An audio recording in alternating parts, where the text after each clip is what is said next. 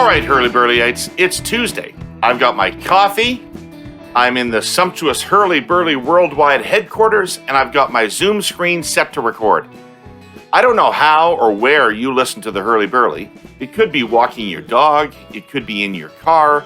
It could be secretly in the furnace room amongst old hockey gear and thrice-ripped tarpaulin. I just appreciate that you do. We have a two-part pod for you today. Part one is the now former Premier of Nova Scotia, Stephen McNeil. Mr. McNeil is a violation of Herle's first rule of politics, a leader who resigned when he likely could have won. We'll talk about that, as well as do an overview of Stephen's career and time in office, what impact it had on the province. Part two of the pod is Jenni Byrne Scott Reid and me taking turns laughing and whinging at each other while we pretend to understand which arcane comic book reference Scott's using this week. Better known as your ever-lovin political panel. Plenty of stuff to talk about this week. Welcome to the Hotel Quarantine-nia. Travelers coming back to Canada, you are all just prisoners here of your own device. No food, no services. Why does it all sound like utter chaos? Prime Minister Trudeau was on NBC's Meet the Press last Sunday. What are the political calculations that go into an appearance like that?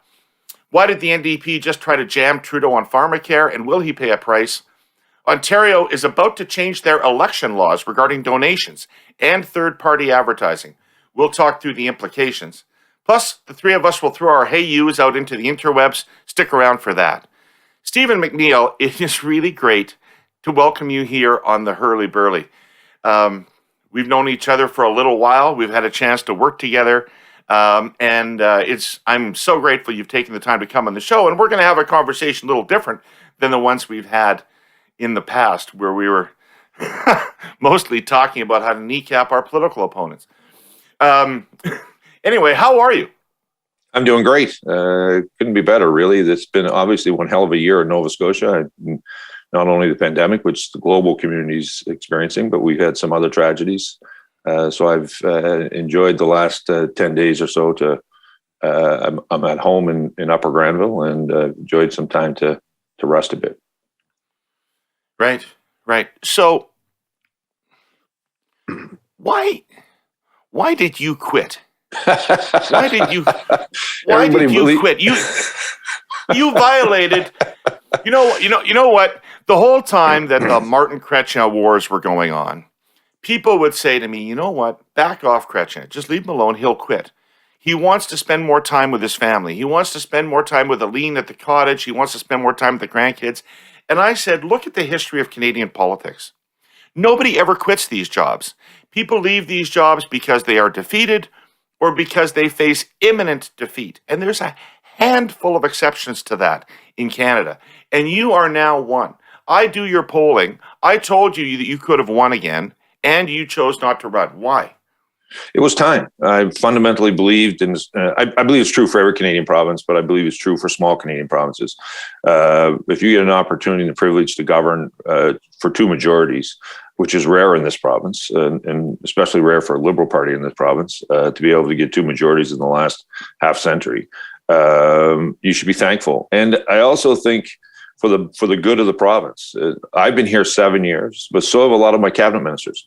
And when you lose fear of the corner office, governments lose their compass. And I felt very good. There was to your introduction, there was no issue with my leadership. No one was questioning it. As a matter of fact, I caught a lot of people off off guard, including 9/10 of my cabinet. Who were surprised I was leaving, but it was simply time for me, and that was it. It was everybody thought there was something, I was ill, or there was some other scandal about to happen. It's none of that. It's just I fundamentally believe it was time to go for me and for the province. I do clearly believe there was a third majority that would have been somewhat historic in our province, but for me, that would have been good for my obituary. But I don't get to read that. Were you not enjoying it anymore? I love it. I loved every day of it. It's not a question, and I still enjoyed it the day I left.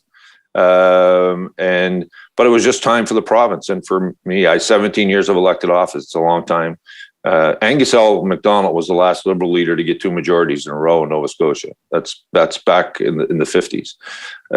So for me, it was just time. And I was never one of these people, if anyone's followed my political career, I didn't govern about being reelected.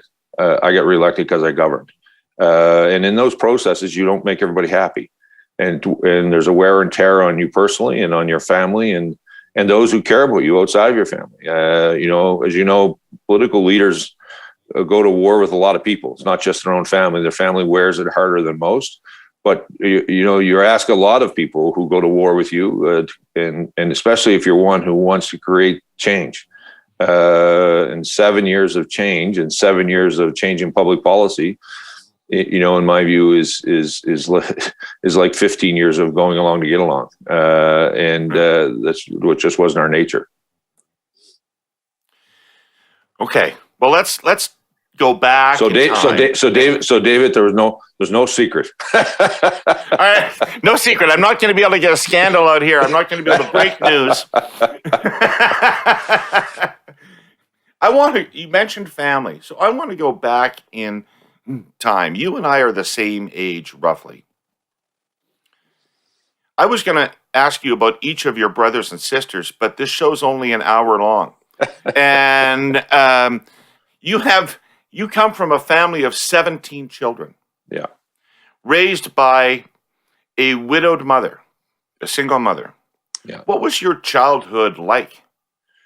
Oh, I think it was like every childhood. We didn't know any different. It's all we knew. I'm the 12th of that 17. The first 7, there are 5 girls, 2 boys. The last 10, there are 9 boys and a girl. My mother, when my father passed away, my mother had no job, hadn't worked outside of the house, and had no driver's license. She was 45 and went on to become the first female sheriff in Canada. All of her children got out and had somewhat of a normal career, and some are still functioning in a normal career. But it was, we didn't know any different. We feel very blessed in many ways. I was surrounded, she was an extraordinary woman, an extraordinary leader, didn't suffer fools lightly. And I was, in many ways, she, even though she passed away in 2009, just shortly before the election where I became leader of the official opposition, she walked every step of this journey with me. I hope that I kept her values in my job as the Premier. Part of what we tried to do was include every Nova Scotian in the journey of the last 7 years. And that meant we had to make some tough decisions. And I think there's no question I drew strength from her. There's no question. You must have, even if you'd had 2 incomes in the household with 17 children, you must have faced hardship. Oh, there's no question we did, but I still go back and look at, friends of mine who had 2 or 3. It was a very different time. And my dad died in 1973, January 7th, 1973. It was, but in those days, the incomes were not that high. And in many cases, there weren't 2 people working. So it was, most families were impacted. Same, we just had more people in it, in the house. The house that I live in actually is the one my parents owned. My parents bought this house in 1968. In December of 1968, and I bought it for my mother in November of 1991. So our son this is the only house he knew, and our daughter was 18 months old when we moved in. So, and my mother lived next door in what we called a granny suite until she passed away, and then we changed that. But we didn't have to, we often joke about the fact, and I think this is common for many Canadian families, actually, particularly those that are, when you go back to the 60s and 70s, we didn't know we were poor. We always said, Mom, you forgot to tell us we were poor. And as our family grew, I want to give credit to my older siblings who, when my dad died, 3 of them were out on their own. Well, they were very supportive of us as a family. Like, we were very close. the 25-year span between top to bottom. On the bottom, the last two are twins, but we're close because my older siblings made it that way. When Dad died, they really rallied around my mother and made sure that we celebrated somewhere around her birthday every August. They would all arrive back here, and Boxing Day would be a day that we would celebrate our family Christmas as a group. And that's great tribute to my sisters and brothers who are older than, and to be honest with you, those of us who were younger have grown to appreciate it more as we got older. The sacrifices they would have made with their kids to come home and support our mother. Right. So, your story and my story are so phenomenally similar. And you talk about your mother the way I think about my mother. They both went through exactly the same thing at the same age, and we were the same age when it happened. Oh. My dad died when I was 9. Your dad died when you were 8, I think, Correct. and you still remember the date that it happened. It's pretty young. What kind of an event was that in your life?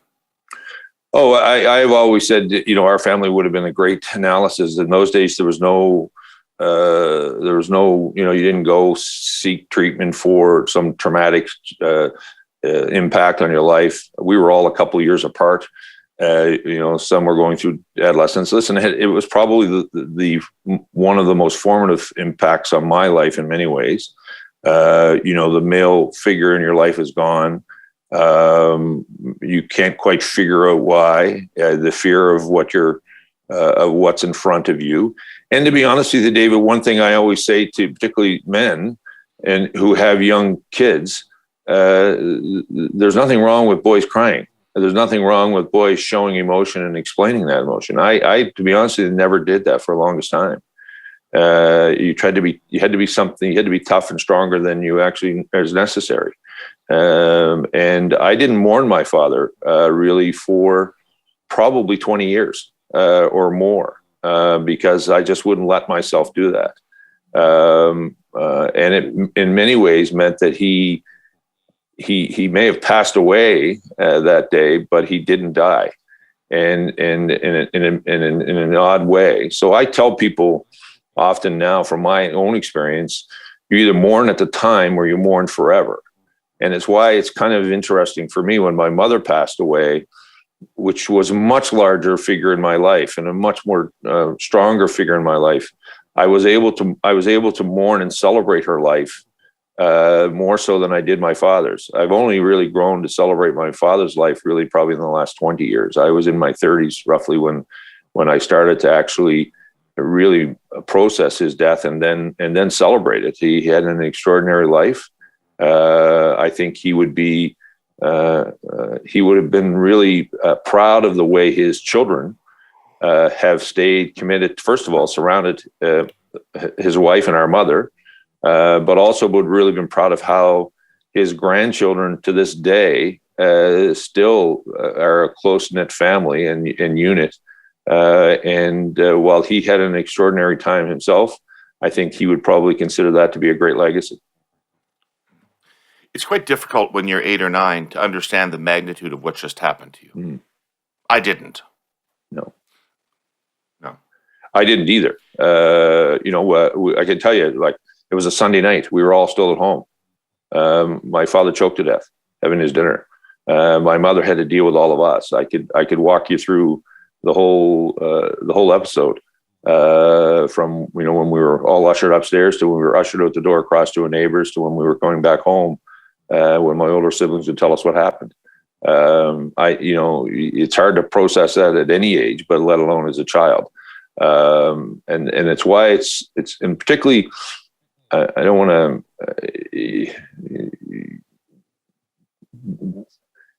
Boys have this silly idea that you can't be emotional, that you can't express your emotion.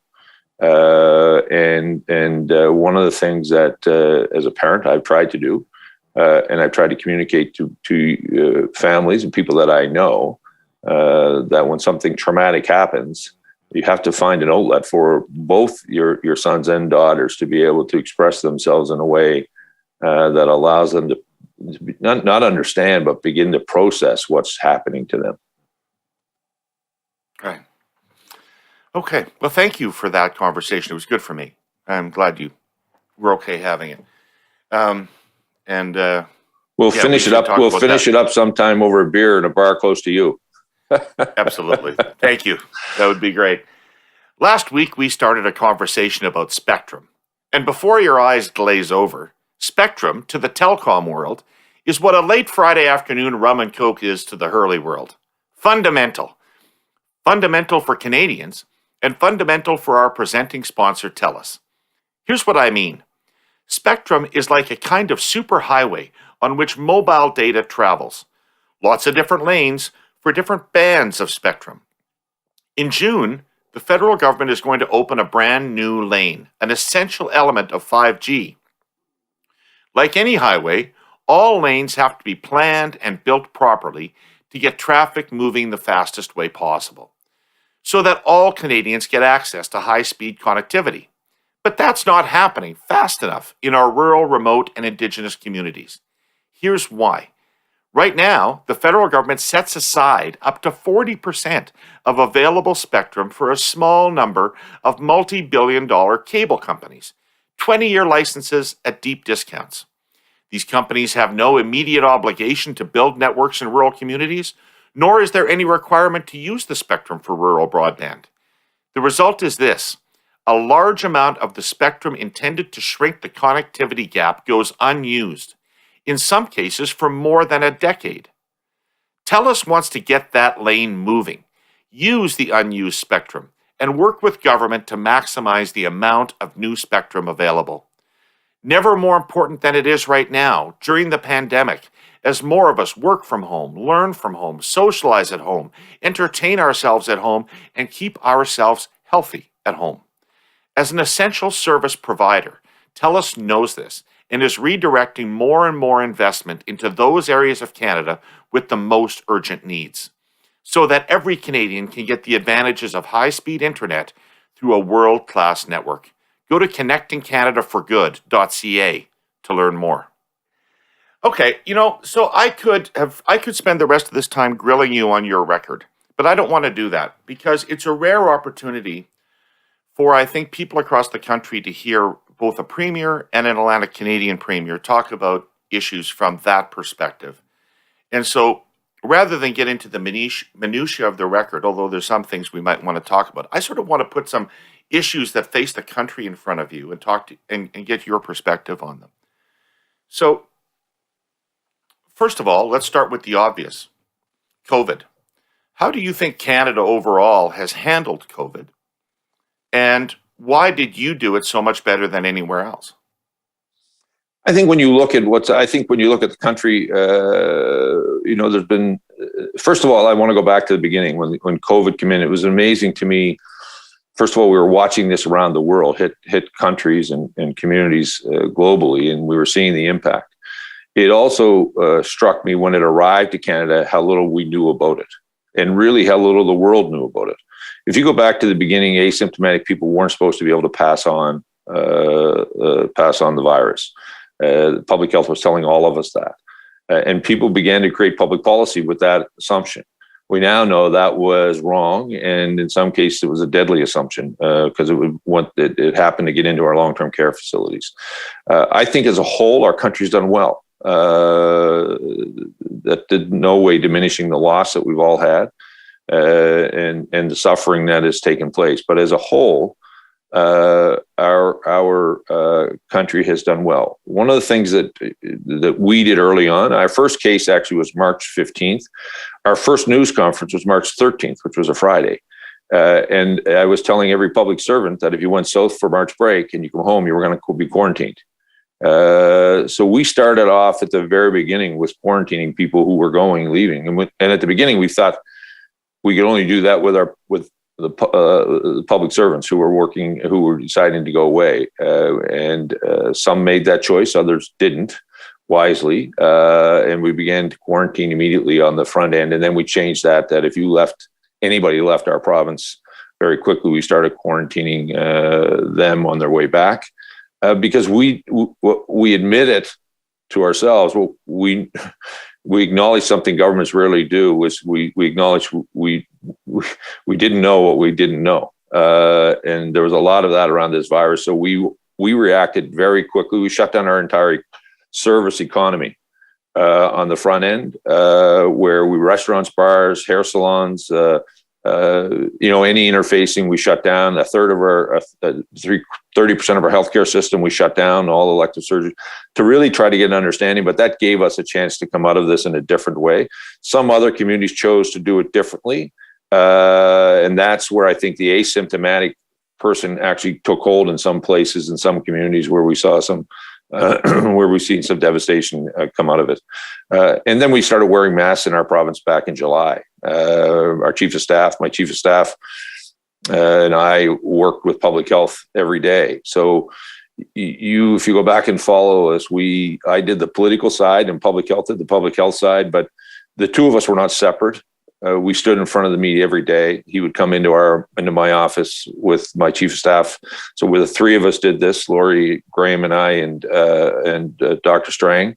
And then we did an analysis of what was the public health advice today, what was the epidemiology today, and then we talked about what were the public policy steps we had to take, which I would have to implement to make them effective, really. And that helped us on the front end. And one of those was masks. In the end of June, we started thinking about opening our schools in September. We knew from all of the evidence that we had seen, transmission wasn't that great, or didn't appear to be at that time. We knew it was better for our kids to be in school for the socialization aspect of it, and an educational component. So we started preparing for September as if we were going to open schools.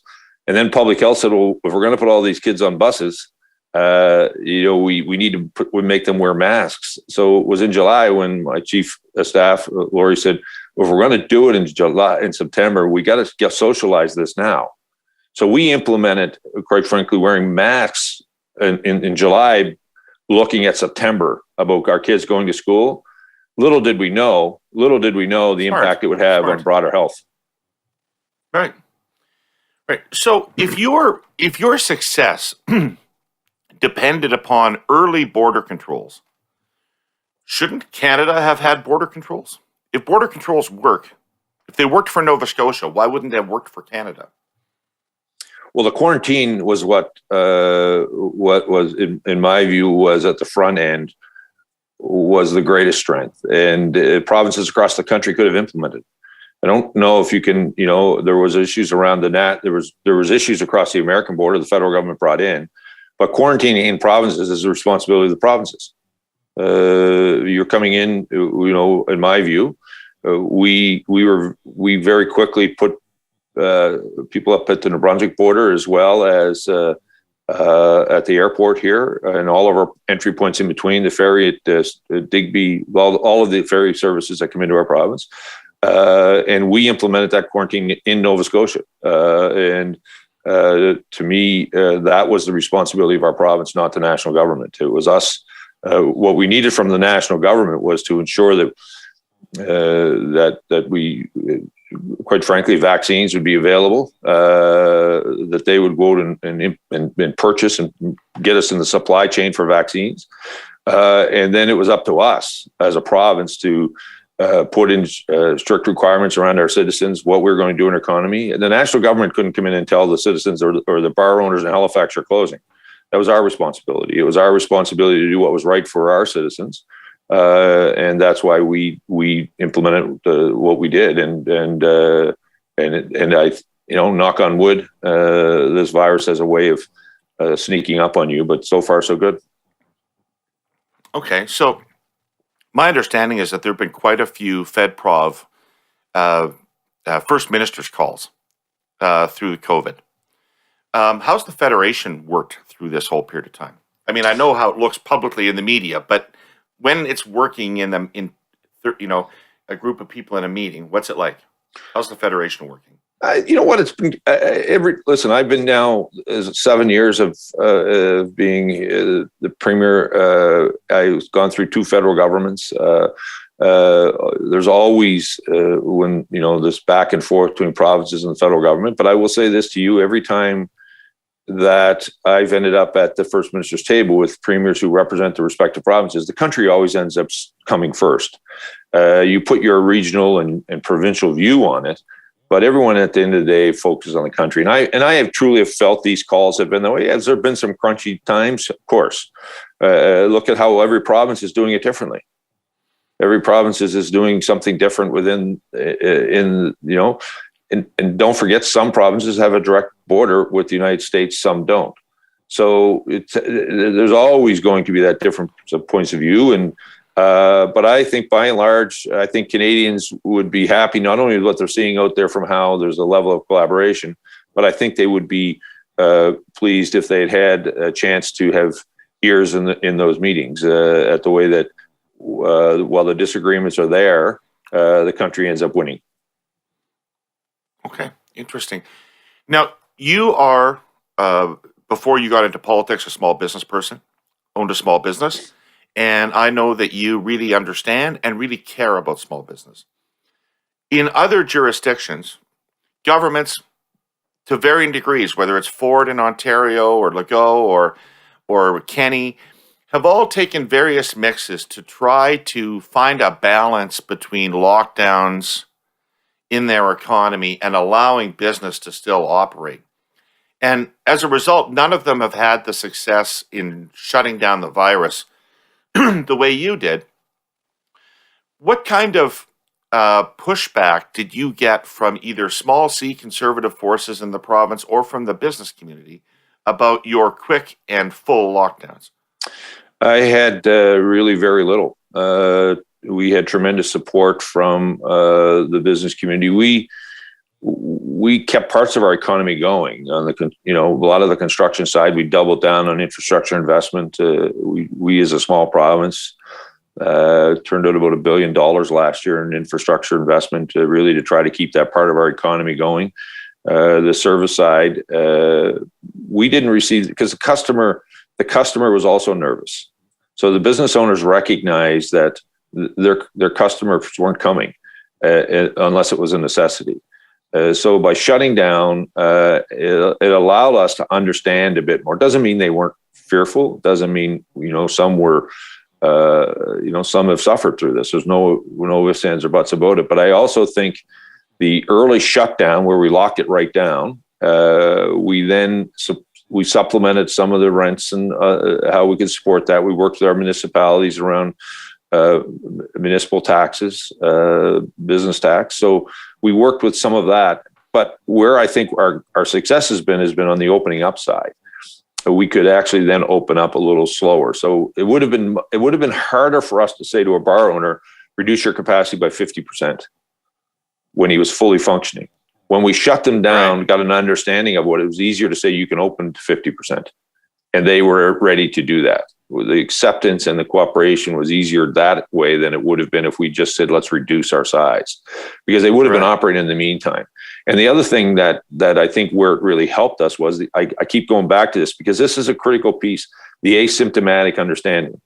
The people, if we had left the bars and restaurants opened until we fully understood the asymptomatic, we probably wouldn't have had the success we did. We probably would have had more transmission. And in last December, when we saw a bit of a surge here, we saw it happening in and around the drinking establishments, by and large, not exclusively, by and large. So that's why we've adjusted those hours downward, and we've kind of tied those hours to the kitchen. So when the kitchen's opened, but if you're just going someplace to drink, good chances are you're going to lose sight of good public health policy. Things get a little sloppy in the bar sometimes. And the other thing we started to say here, which was, without good public health, there's no economic health. So there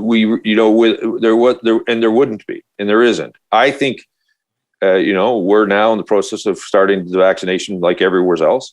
The province is seen an actual some real positive results in our own economy, and I think they're in a good position to come out of this and in a very positive way to take advantage of some of the opportunities that'll be there. Awesome, thanks. Climate change.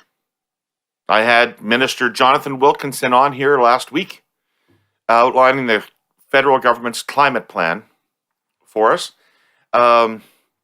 you have been negotiating with the government on the carbon tax and other issues since it came into office.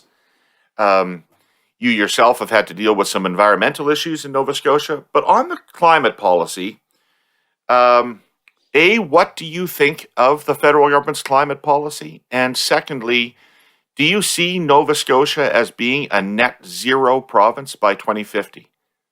We can be a net zero province by 2050, no question. We started back long before our government, back in 2005-06, to taking climate change seriously, reducing our carbon footprint, trying to get our electricity company off of coal, which we've had tremendous success. We are at the 2030 target right now, where the federal government wants us to be. What our issue was, and one of the battles that we had with the federal government around the whole carbon tax, is if you put a blanket carbon tax across the country, you're ignoring what citizens have already been doing. So, our Nova Scotians would have had basically double taxed in our view. We got high electricity rates because, quite frankly, we started tackling this issue in 2005-06. So, as part of the issue, my view is more holistically on this issue. First of all, how do I help individual Nova Scotians or Canadians reduce their own carbon footprint? Part of that is, and I live in part of the country that has some of the oldest housing stock, just simply by the age. We invested a lot in helping people with retrofitting housing, making sure people understood with the things they could do to improve their own energy consumption inside of their own footprint.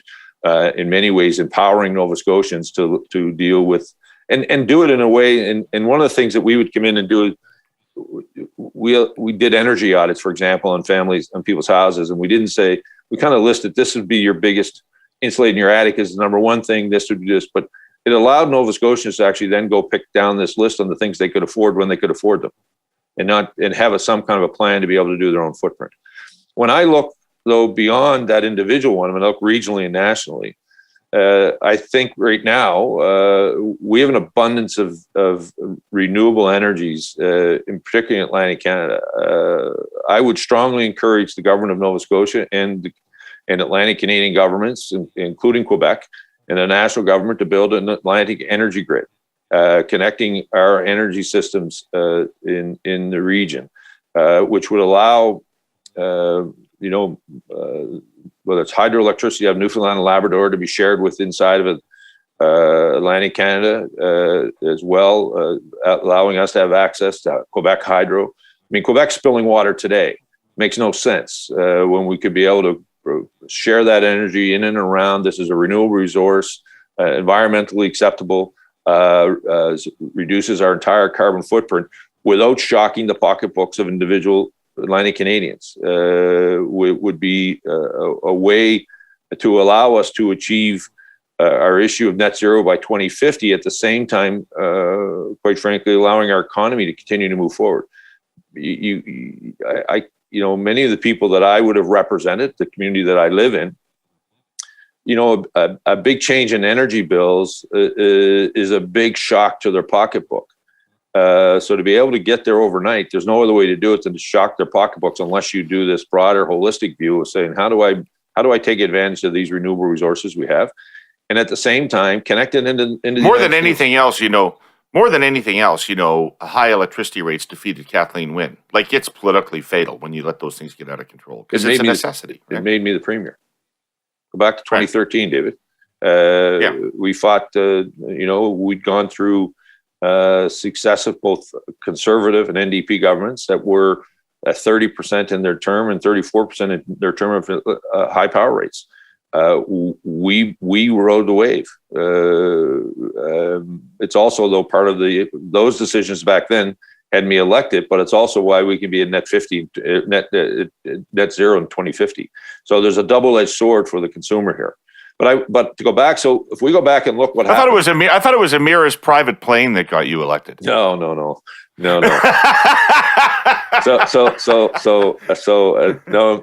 It was the power bill every couple of weeks. but what's interesting, so if you go back, but look at today though. So we look at that political issue that's facing. So you want to get buy-in, I'll say this to you. So, I talked about 30 and 30% increases over a mandate. Well, that's not necessarily a positive thing for you politically. So how do you go back to, how do you achieve that result? Because we know we need to get to where we want to be. So how else do we do it? Right.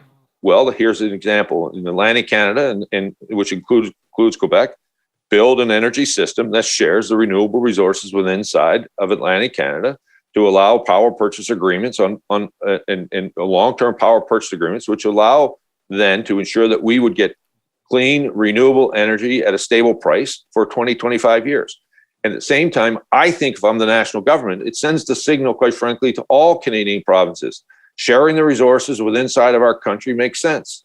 How do we connect Manitoba Hydro? I mean, Manitoba which often gets forgotten about in many ways, is a hydro-rich province. How do we ensure? Everyone talks about hydro in Canada. They're talking about Quebec. Well, look at Manitoba. How do we share that with our western sister provinces? Doesn't mean we don't want to export energy. Of course we do. We want to connect in the ties. We got more energy ties into the U.S. than anything else. But we also need to share that resource to provide a stable environment, which, quite frankly, not only is good economic policy for Canadians, it is good environmental policy for Canadians.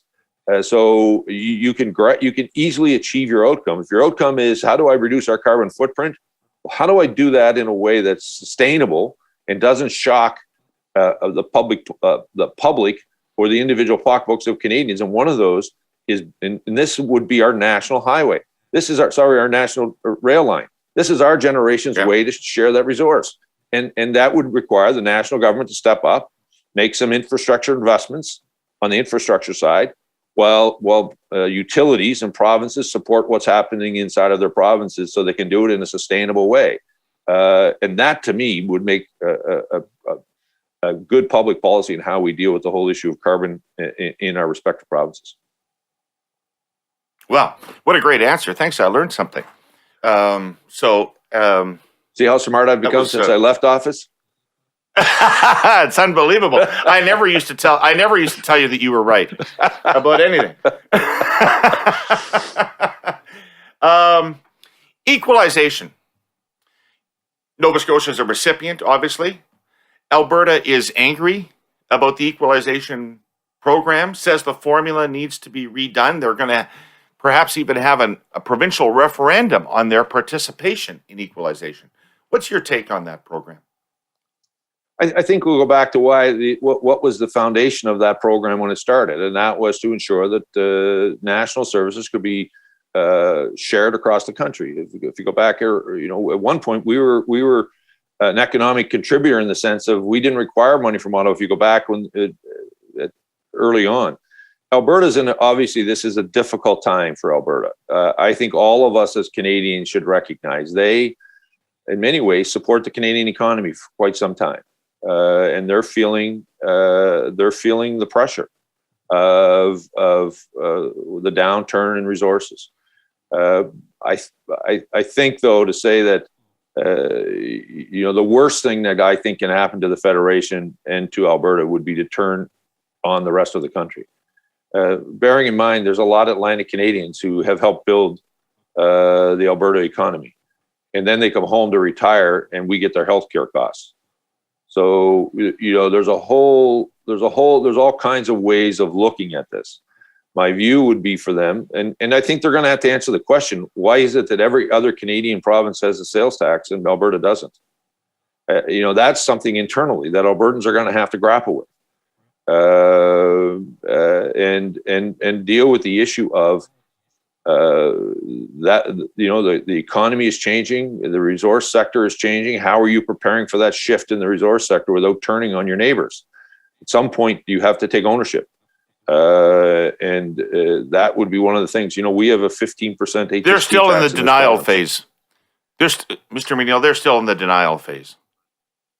Well, political leadership is required to stand up and have that debate. And I don't just mean, I don't mean just Premier. I mean everyone who aspires to lead a political party in that province needs to stand up and have this conversation with Albertans. It's not an easy one to have. I understand that.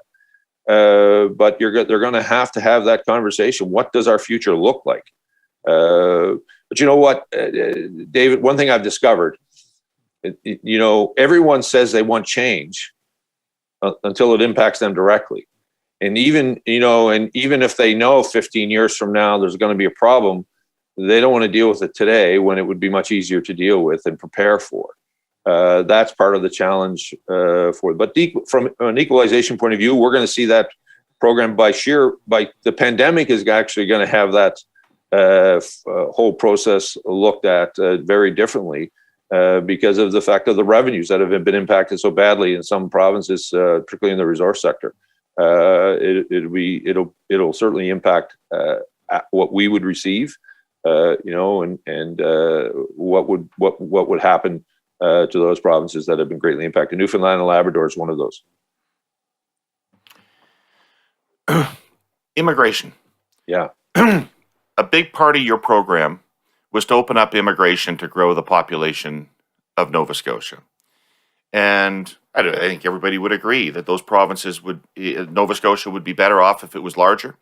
And so you used immigration to do that. How has that gone, both economically and socially? So we had two components to ours. So our population is at an all-time high right now. We're on our march to 1 million, I like to say. And we're 980 roughly thousand people. We were at 940 in 2013, and we actually dropped in 2014. So there were two components to that. One of them is we opened up an immigration streams that would allow people to come in. We were looking for people, and we focused on family reunification, but also we welcome about 20,000 people to our province every year to go to university. We focused on that cohort of students. How do you come and live and stay in Nova Scotia? The language issue has been dealt with. Many of them are ready for our economy when they graduate.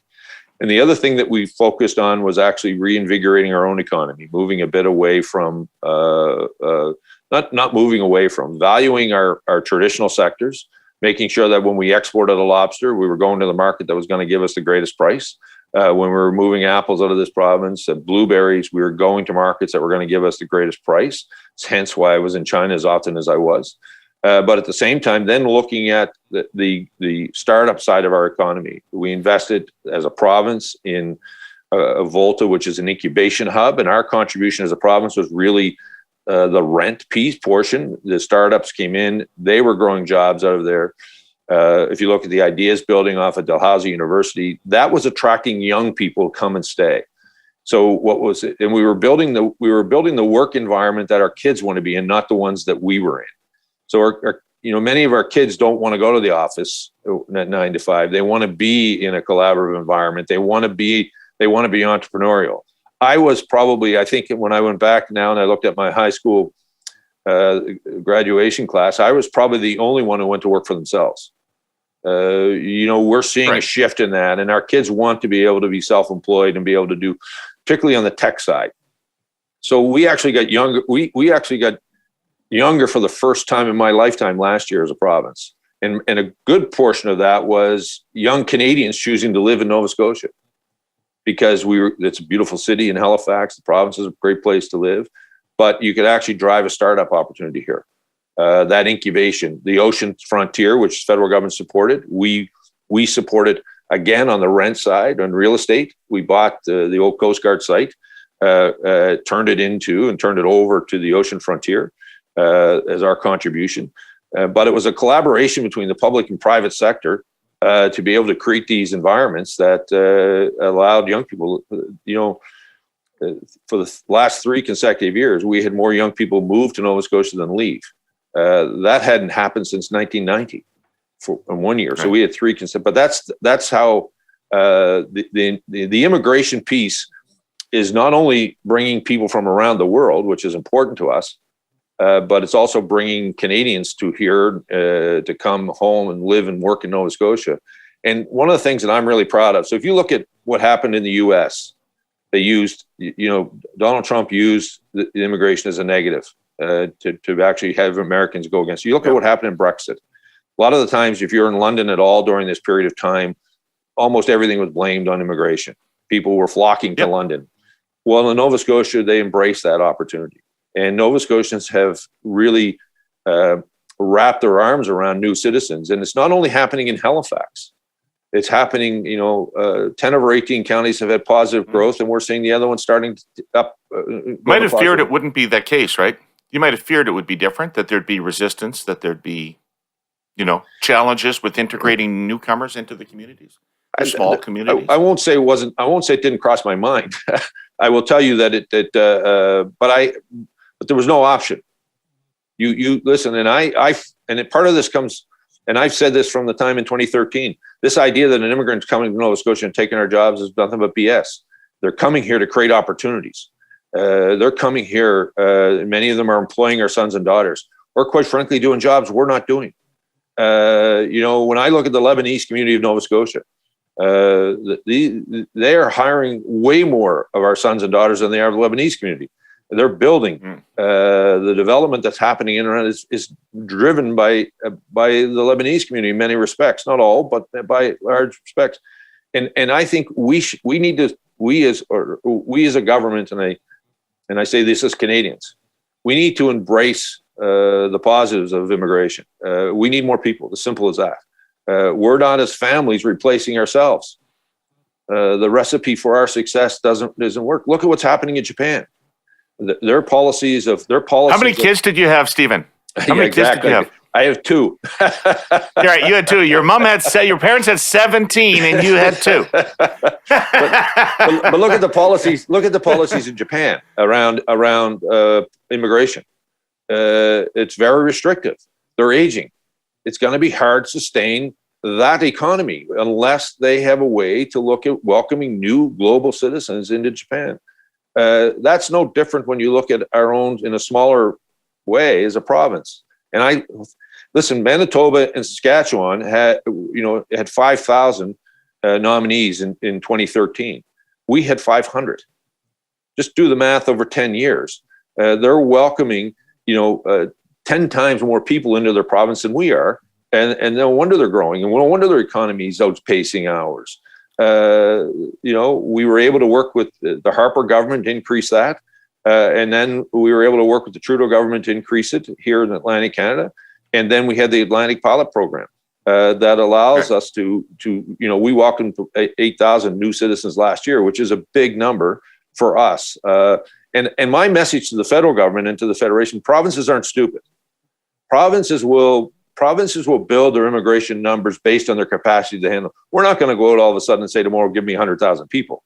What we're going to say is allow us to build policies and systems that we will gradually open up to welcome new citizens into our communities. We know as a province that we have to have making sure we have English as a second language in places within our communities. We need to invest in that kind of infrastructure.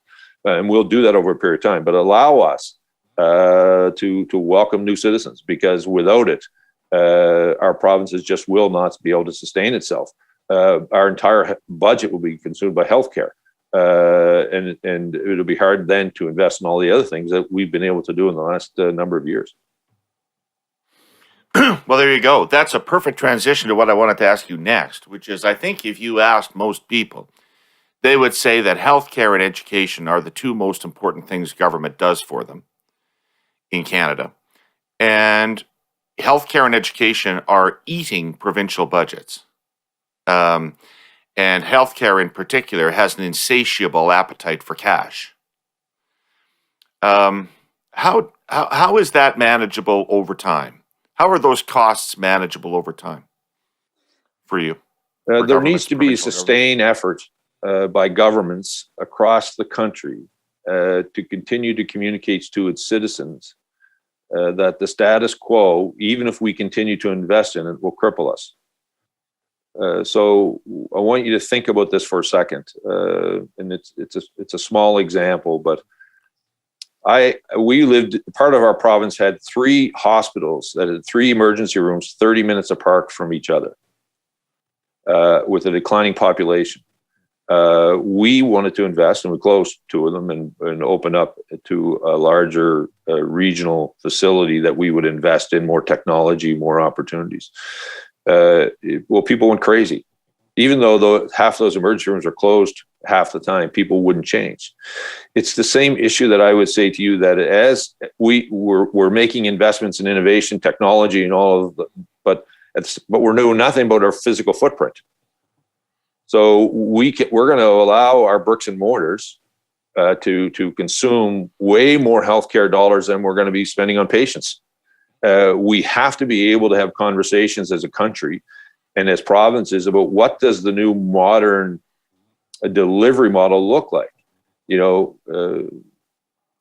Seniors tell you they want to be home longer. So we need to invest in home care. How do we support them to be able to stay in their home longer? But the easiest path is to say, let's build more long-term care beds. Well, that's a simple solution that's not sustainable. So how do we make sure that when someone who is at home and they can no longer... Given that not one person actually wants to be in a long-term care home. Absolutely. People want to be able to stay home as long as possible. Yeah. And when they need to go to a nursing home, we need to make sure we have them. And I'm pleased to say we have high-quality long-term care facilities in our province, both some public and some run by the private sector that we support through subsidy. So that model is there, but how do we reinvest in them? We're now looking at, and we're building what I call our generational opportunity, QE2 redevelopment project. That hasn't, back when 60 years ago, when this facility was built, it was on the peninsula. Well, it makes no sense anymore to drive everyone across the province who requires specialized service down the peninsula. You're driving everyone to the funnel, but to try to communicate that to Nova Scotians, it's hard. And the other part of it is, if I was the national government, and I'm going to sound, they need to put pressure on provinces. And you go back and look at the last 20 years, the national government has continued to invest in long-term healthcare, but governments have taken the easy path out and signed collective agreements they couldn't afford. And they signed collective agreements that consumed a lot of the money that was coming out, like Paul Martin wait time money. Well, wait times are no better today than they were then, but there were a lot of collective agreements that were signed that were beyond the capacity of the province to pay for itself. So guess what?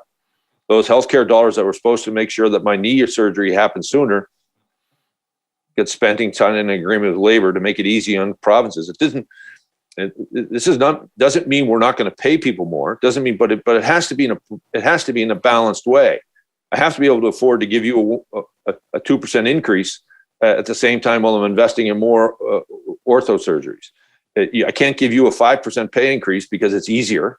There's no feathers being ruffled, and not be able to do anything on the other side. So the federal government needs to be, and I've said this publicly, and I've said it on First Minister meeting. If you want money to come to the provinces, target it. Put pressure on governments to be able to have tough conversations with labor. I'm not anti-labor as much as lots of people would like to paint me as, but I am. My job as a premier was to represent every Nova Scotian, and the premier's in across the country's job is to represent every citizen in the province, not just those who belong to a healthcare union or a union. So you can't always take the easy path. If Ottawa is going to send money down to help you to provide better services to your citizens, then there has to be a balanced approach. You can't all be consumed on the labor side. You have to be able to take some of that money to invest in innovation, restructure your healthcare facilities, and so on. So to me, there's nothing wrong. Quebec won't like it. The federal government's saying you have to be able to do certain things with this money, but so sad, too bad. Send the money and target it towards certain things. That's just the reality of where it is. Otherwise, Ottawa's going to send down more money, and next thing you know, you're in a labor contract, and people think you're flush with money because they don't look holistically because it's not their job. Their job is to fight for their members. My job is to represent every citizen. And the federal government will go a long way, in my view, of targeting funding. And doesn't mean we wouldn't give people increases, but it also would mean that I could invest in EIBI, which is the therapy for kids. There's also, I could invest in orthopedic surgeries. I could have more investment in equipment, all of those things, and do it in a sustainable way. So if I was reading the tea leaves, it looks to me like the federal government is getting prepared to propose, for the first time in a long time, another major shared cost provincial program. I'm not sure whether it's going to be Pharmacare or childcare or an early education, or whether it's going to be long-term care homes. But it feels like the feds are under pressure and poised for a major national social policy initiative. How will that be received by the provinces? Oh, with trepidation. Not only because they will need to be, I think, listen, all of us in fundamental to the things you described, childcare, pharmacare, all of us, I think, on principle would agree. These are great national programs. But if you go back to when healthcare started to be funded, we're now in this province at 20-cent dollars. Federal government contributes 20 cents on the dollar to delivering healthcare to our citizens. Now, the federal government disputes this. We say it's 50-cent dollars. They say it's 35-cent dollars. Either way, it's a 15% decrease or a 30% decrease from the federal government's contribution into this system. So it's fine and dandy today to create a system that says we're going to be cost shared. But what happens in 20 years when the federal government decides it's going to pull back from it? Guess who's left holding the bag? That's the provinces, and it's not sustainable. If the federal government actually, so let's use their number, not our number. When I say ours, the provinces, we go from 20-cent dollars to 35-cent dollars, target the healthcare funding, target it in a way that nationally you think are the important thing. Let's face it. While there are a few differences within our provinces, there's not that big a difference when it comes to delivering healthcare and what citizens want and chronic disease management, mental health, those things long-term, whatever they decide, target it, tell them exactly what you want to spend on, and let provinces, that would be, to me, would be a positive signal to the Federation that we've understood what's happened through this pandemic. We know prior to the pandemic, there's been pressure on provinces when it comes to delivering healthcare, and we know it's been fractured on how it's been delivered, and send a clear sign to healthcare across the country that healthcare providers, we value what you're doing, but this system needs an investment in the system, and target that money directly into the system on how the best way to do it. And that isn't always personnel? No, listen, not at all. Listen, and anytime you're making changes, you have to have some level of transition for that change. So which means you're almost running two parallel systems. I'll take you back to one of the examples. We have an ambulance system in this province that is seen around the world as world class, EHS in the province. So back in the mid-1990s, Dr. Ron Stewart was the health minister. Dr. John Savage was the premier. Both were caught in a bitter provincial argument and fight over the change to that system. But it's turned out to be one of the best investments in from a provincial point of view in delivery of healthcare. The only challenge you ran into at the same time, they were closing beds. So what you have to do is, in order to stand up this system, the service system of the EHS or the ambulance service, you have to be able to maintain a certain level of beds for a period of time to get it started. You can't collapse the beds before you actually have your system up and running. So that's cost money. That's personnel issue. It's also just I'm running massive infrastructure that I won't be running in 10 years from now. That'll have to change. The other thing, David, that I find around healthcare, it's so personal for individuals. And we live in a small province, and I live 2 hours out of Halifax.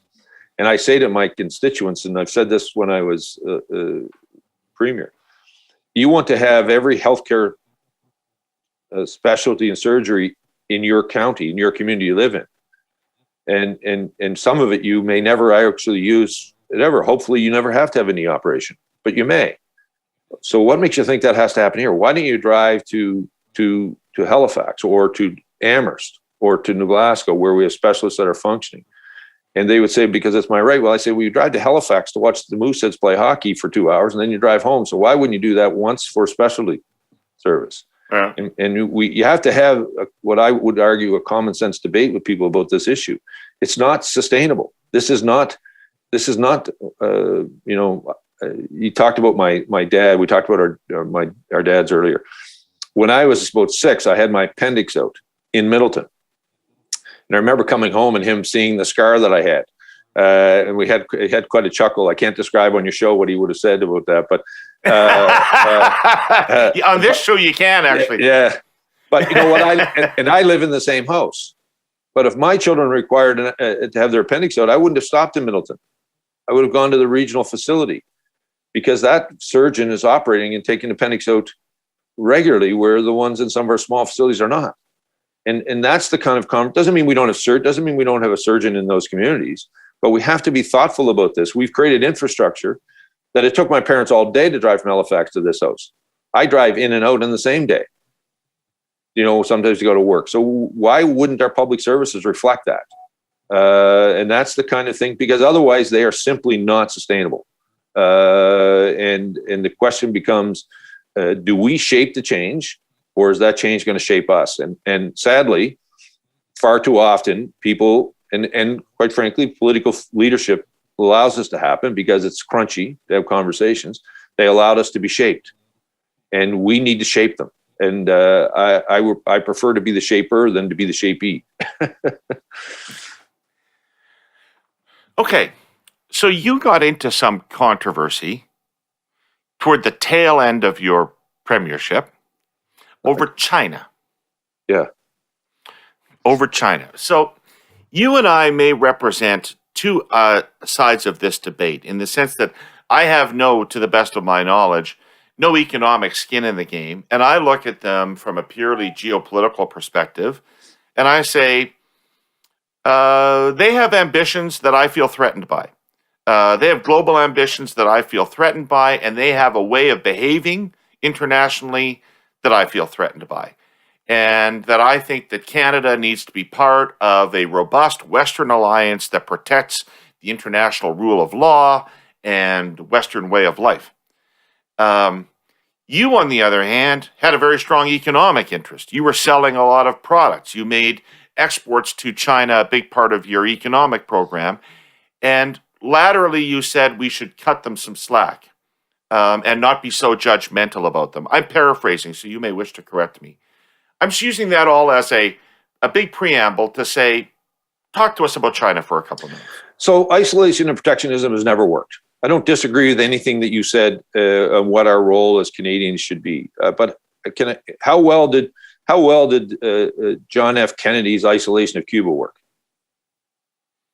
The question becomes, and I would argue, if you look at the uprising in Hong Kong that you've seen, that's because young people saw a different way of life. Young people there saw a different way of governance. And my belief is that if you want to change China, it's not by shutting them off. It's not by closing them out. It's not by isolating them. It's by, in many ways, yes, being very much, as you described, mindful of what happens, mindful of the geopolitical context of it all, mindful of the human rights issues that you may feel are happening in China or other parts. But if you want to change China, the simplest way to do that is to embrace their young people. We welcomed our largest number of cohort of young people to go to University of Nova Scotia from China. So we've brought them here. They've come here, they go to school, they see our lifestyle. To me, and then at the same time, we have a product we want to sell. We're going in as part of the federation, not the national government, going in as part of the federation to sell our product. To me, there's not an inconsistency in that. It has nothing to do with economics as much as it has to do. If I truly believe China has to change, it has to happen over a long period of time. I can't go in and demand you to change, David. It's no different than if I want you to change, I have to show you something better. If I, and by holding up our hands and saying we're fundamentally opposed to everything you're going to do, we're leaving you alone, to me only infuriates them and creates a bigger issue for us. If we want China to change, it has to come from within, and the solution to that is its young people. And by creating economic ties, let's not kid ourselves. They have an economic interest too. So this is not one-way trade for us. they were benefiting from us as well. So we're as much as we were from them. So I just don't see it as isolation and protectionism works. No one's been able to ever tell me where that has changed the outcome of what we wanted. So if I thought shutting off China was the answer, that in 10 years from now we would see a different China, I'd be all in. But there's nowhere that anyone's ever been able to prove that. What they have been able to prove, and where we've seen change, is when there's been an uprise among its citizens of young people who see things. And I think Hong Kong, and now there were other issues in Hong Kong, don't get me wrong, or other aspects that caused that uprise, but by and large, it was young people who saw a different way of life. So because when you were in Hong Kong, it's very different than being in Shanghai. So you could see the growth. So this isn't a short-term solution. This is a 50-year or 100-year project. How do you do that over that period of time? And part of that is empowering young people to see a different way of life. Will they end up being the same kind of democracy we are, or the same kind of government model we are? Who knows? But if you want to shift it, it has to be, in order for it to be sustainable, it has to be shifted from within. And I, like all Canadians, want the two Michaels home. There's no question. Those families have paid an incredible price for a dispute that we were pulled into, quite honestly, by the United States, and it's been challenging. There's no question. But Nova Scotia staying home doesn't solve that problem, and I don't have the power to solve that problem as a premier. That is obviously what the national governments need to deal with that issue. But fundamentally, I've never seen anywhere where isolation and protectionism works. Never. That's where I see the flaws in that public policy. Thanks for your perspective on that. Now, I've let you go an hour without demeaning yourself by talking politics. But as you know, I like to talk politics, and we're almost out of time. But I have a really important political question for you. And I think that because of your ideology, you're very well placed to answer this, which is, what's happened to the Conservative Party in Atlantic Canada?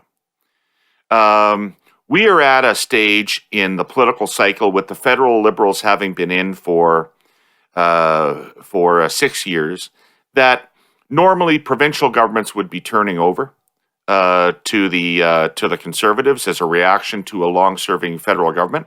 And both federally and provincially, the Conservatives have always been historically very competitive in Atlantic Canada. The federal polling does not show the federal Conservatives as competitive in Atlantic Canada, and both Newfoundland and Nova Scotia look set to return Liberal government 6 years into a federal Liberal government. What's happened to the Conservatives in Atlantic Canada? I think Atlantic Canadians see the Conservative government as the Conservative government, not the Progressive Conservative government. They don't see this as the government of Brian Mulroney. Is one of the challenges that the federal Conservatives government is going to have. Is how do they convince Atlantic Canadians of the progressive side and the social side of that party? I don't think Atlantic Canadians see that. I would also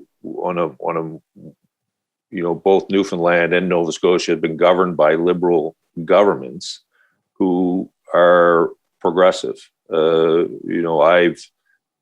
My fiscal policy has been one of more of I always consider our government to be a true Liberal government, to deal with the fiscal policy, the fiscal health of the province, and then invest when we could. And we invested globally in pre-primary. We made strategic investments in healthcare infrastructure, strategic investments in working with private sector to grow jobs and opportunities for young people. In many ways, the progressive Conservatives see that as them. The Conservatives, on the other hand, how people view them is they wouldn't invest in a pre-primary program, where a progressive Conservative would. So in Atlantic Canada, I think that's part of their issue and part of their challenge here will be is how do I tell the Progressives that this is the party of Brian Mulroney? whether you like him or didn't like him, but he was a progressive conservative, and I think didn't like him at the time, do like him now. Anyway. Yeah, exactly. Listen, you can't give a better compliment to a politician. Meaning the policies have outlived the anger. That's a good thing.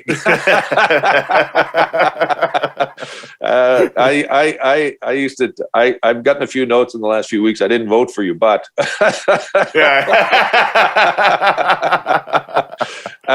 but I do think that will be part of their challenge. I would also say this to you: the Liberal Party should not take Atlantic Canada for granted. This is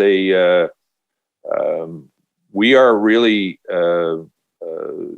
they need to be mindful of the fact that we have supported the federal Liberal government.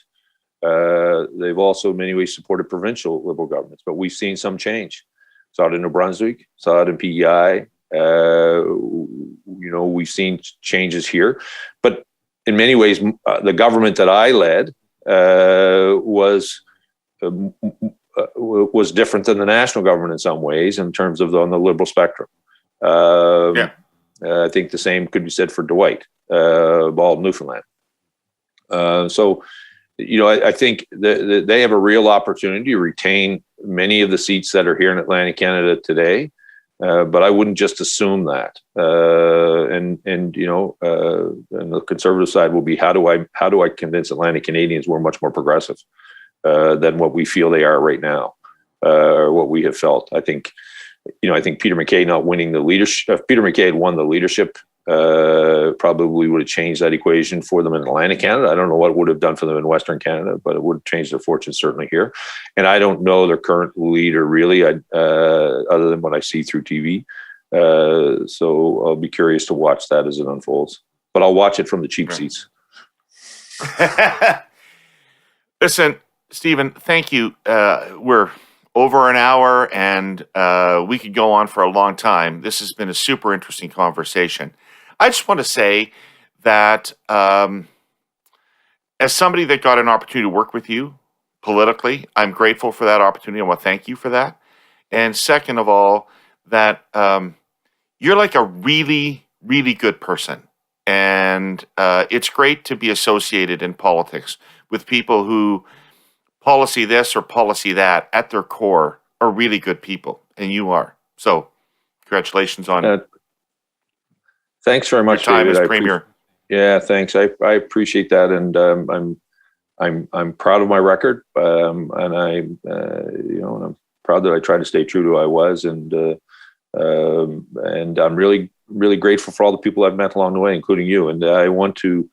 I really was excited to do this show because of you. I really appreciate it, and I'd love to have a chance to sit down and have a follow-up conversation over that beer to talk about the tragedies that impacted us both back when we were kids, young babies, really, and talk about how it shaped us. And so I look forward to seeing you again.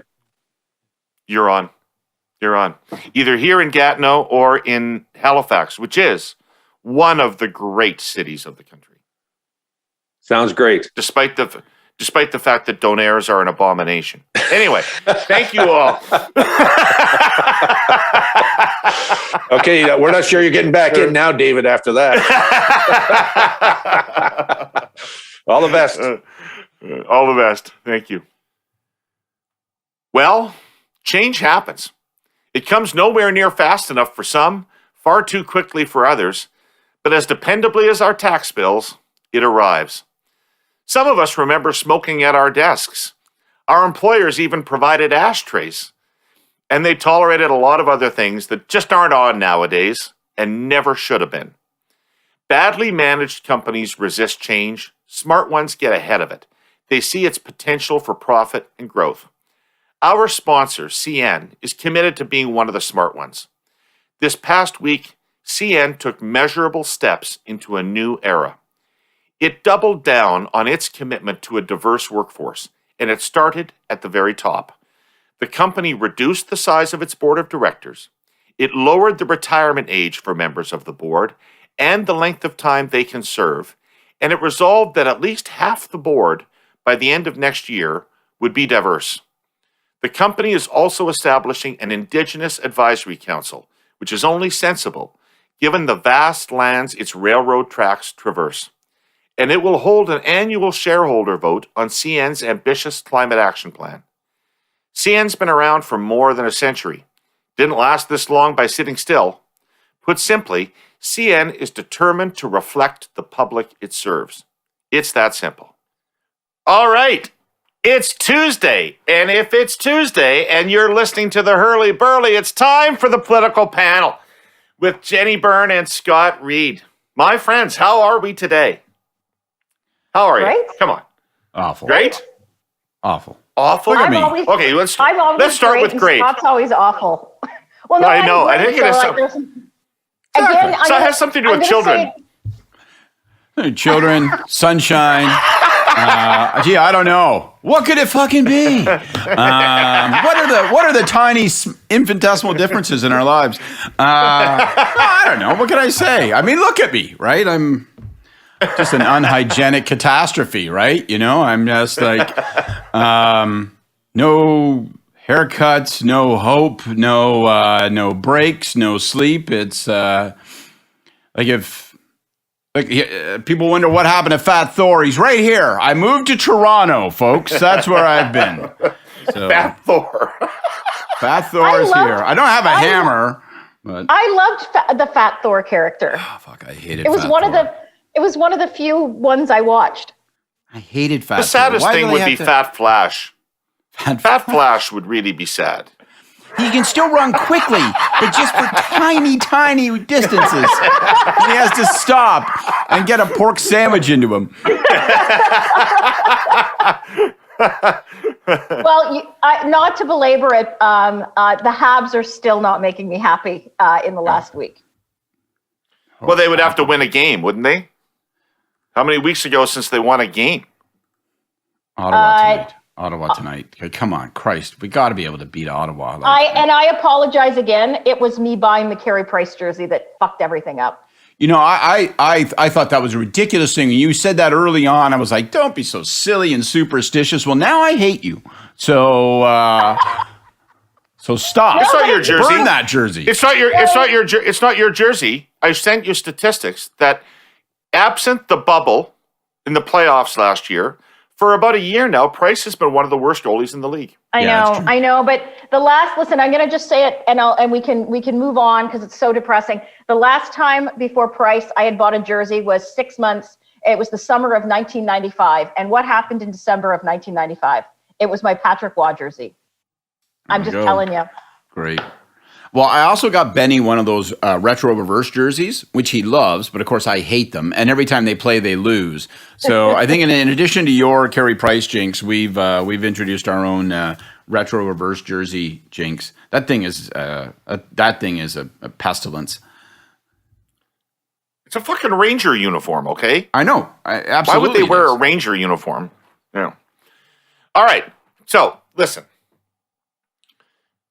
This weekend, Prime Minister Trudeau was on the American news program Meet the Press with Chuck Todd. And two things interest me about this. One of which is, how does Prime Minister get on Meet the Press? Like, is it something that you can do anytime you want? Can you just phone up Meet the Press and say, Prime Minister of Canada, I want to come on? Or do you have to work hard to find an excuse to get on Meet the Press? And the second question is, why did he do it? What message did he want to deliver that Meet the Press was the right vehicle for? Scott, go ahead.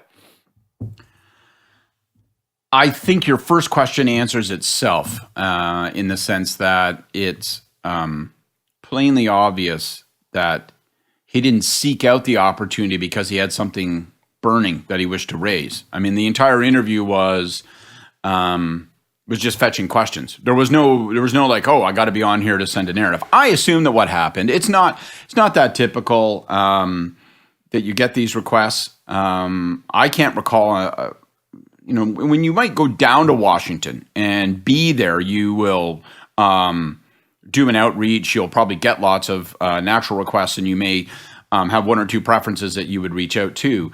I assume in this situation, it was a request that came from NBC in the aftermath of the bilat, the virtual bilat, and they just said, let's follow up on it a few days later. And he said, sure, well, why wouldn't I do that? I guess it's broad reach and send out some messages. But to be candid, I didn't think it was, it wasn't a terrible outing. It isn't like people are talking about it 4 or 5 days later, but not much was accomplished. So I would have wanted to have a sharper message. And he did get tagged with the question of, hey, how come you guys are doing so shitty up there in terms of vaccine rollout, which is probably very unwelcome from his perspective, because it breathed a little bit of new life into that issue, just so you felt like maybe you're getting through it and propelled it at the top of the headline. So, and it's always tempting when the Prime Minister's office say, woo, like the Financial Times is taking us seriously. Let's do that op-ed, or, Washington Post or CNN wants us on. But I think you have to think quite carefully about it from a domestic lens as to what you're trying to say and what you're trying to achieve, because just going on for the sake of going on doesn't necessarily result in great outcomes. Well, the only newsy thing he said, I was interested because Chuck Todd, Jenny, just laid into him with softball question after softball question. Like, if you were the junior senator from Montana, you would have gotten way more beat up by Chuck Todd than Prime Minister Trudeau did on that show. It was a credible softball interview. I don't know why Meet the Press wanted to do it, but to my eye, the only news that came out of it, and I don't know why the government would have wanted to do this, was on Keystone, where the Prime Minister effectively said, I don't really give a shit, and let's move on. Yeah, but he's already said that. So I actually disagree with Scott. I don't think Meet the Press reached out to the Prime Minister of Canada, because I don't think the Americans give a shit about what Prime Minister Trudeau says on a given day. There were a few times that Prime Minister Harper went on American news, and we got more earned media on the fact that he was on American news channels, because Canadians love to, it's the complex relationship. Canadians love to hate Americans, but they want Americans to love us at the same time. It's like a very complicated, romantic relationship, love-hate kind of thing. And so I agree with you, David, on Keystone, but that's pretty much what the Trudeau government has been saying on Keystone. The U.S. is the boyfriend that scratches its balls, Jenny. No, maybe.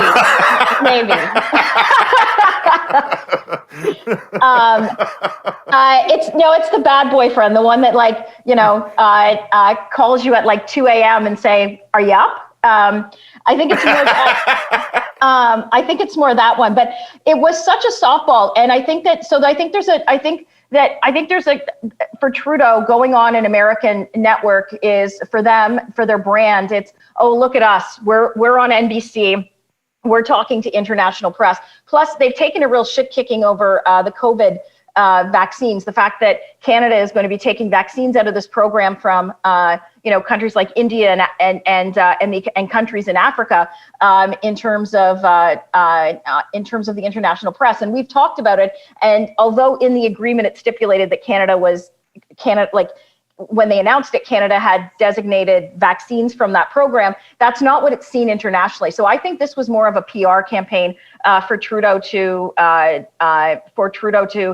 kind of fix his brand internationally, to say we're not trying to take vaccines out of developing countries.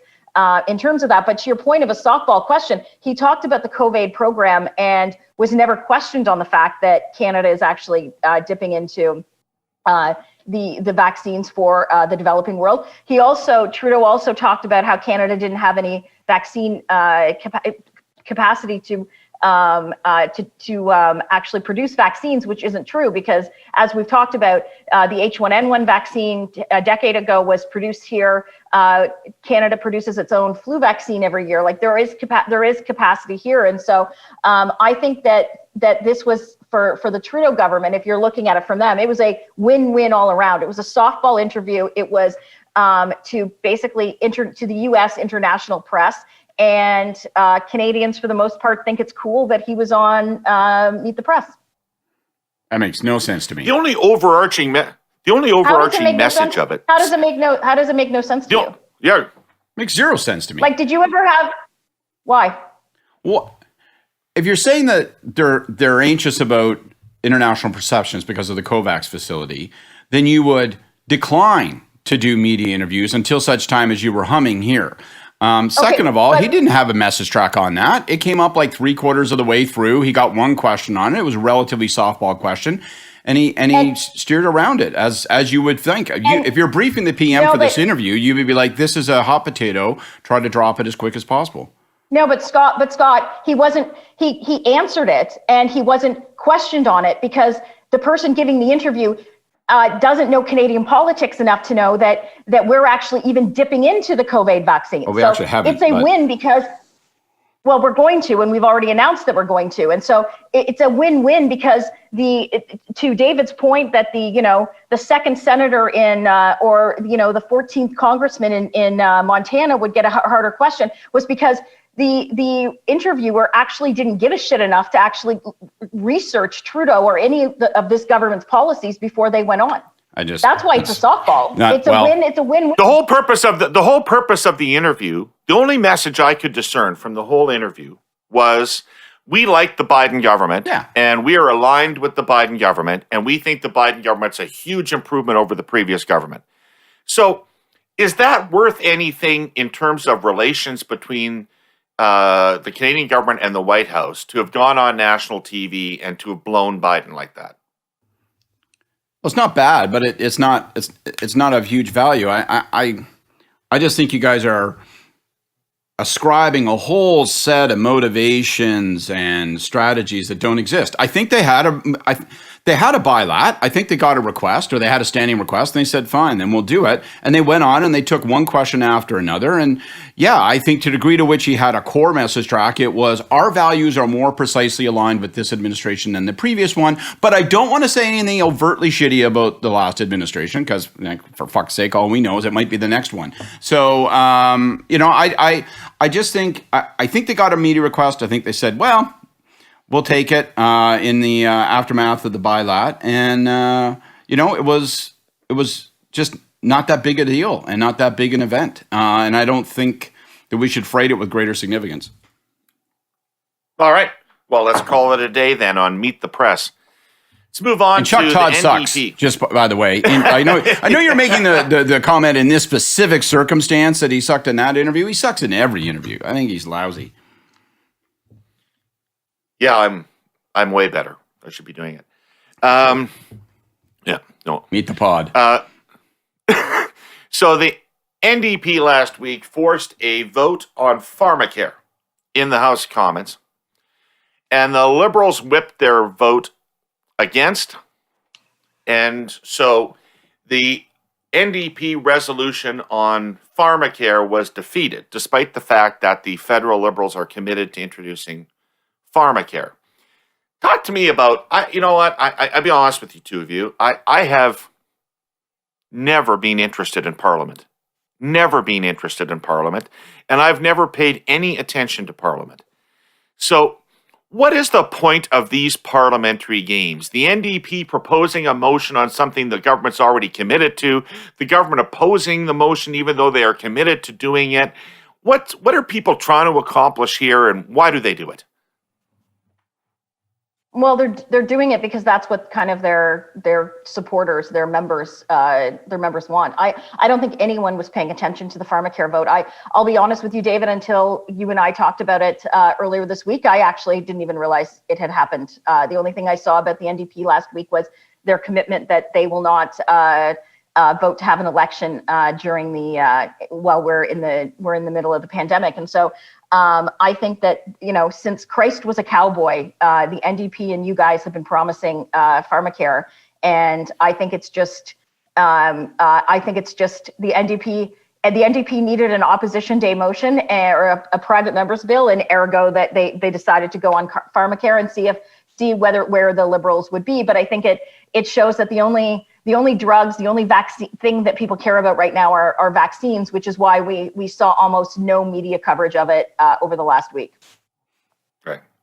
I think the most interesting thing about this discussion is the image that's been plunged into my head of Jesus on a horse bustling his way out of El Paso because beautiful Felina drew him into a fight with a nary gunfighter.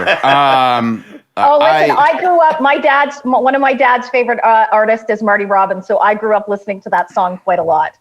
A white sport coat. I'm a big Marty Robbins fan. You will not find a corner of classic country that I have not explored with great enthusiasm. I think it highlights how difficult it is to be the NDP, which I know sounds like a snotty comment, but it really is. I think, they're in a situation where Trudeau eats up so much of the oxygen in terms of that part of the political spectrum. And so I think they're trying to establish, for those that are following these discussions really intensely and care about these policy debates, they're trying to say they're not the real champion. They're the phony champions. The Liberals are the phony champions of Pharmacare.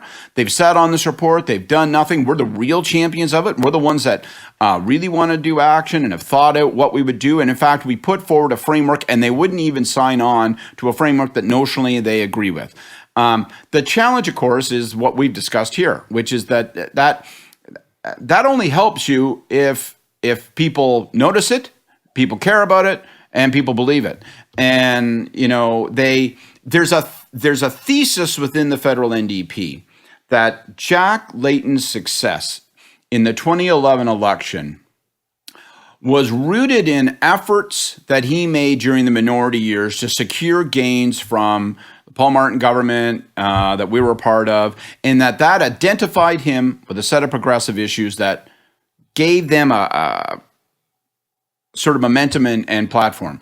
I don't think that's true. I think Jack Layton caught fire in the last 2 weeks of the campaign in 2011 in the province of Quebec, and it catapulted him above as the Liberals led by Iggy crashed because Iggy was just as bad a political leader as you could possibly invent. And so I think they're trying to borrow from the Layton playbook, saying, well, we'll establish our bona fides on Pharmacare.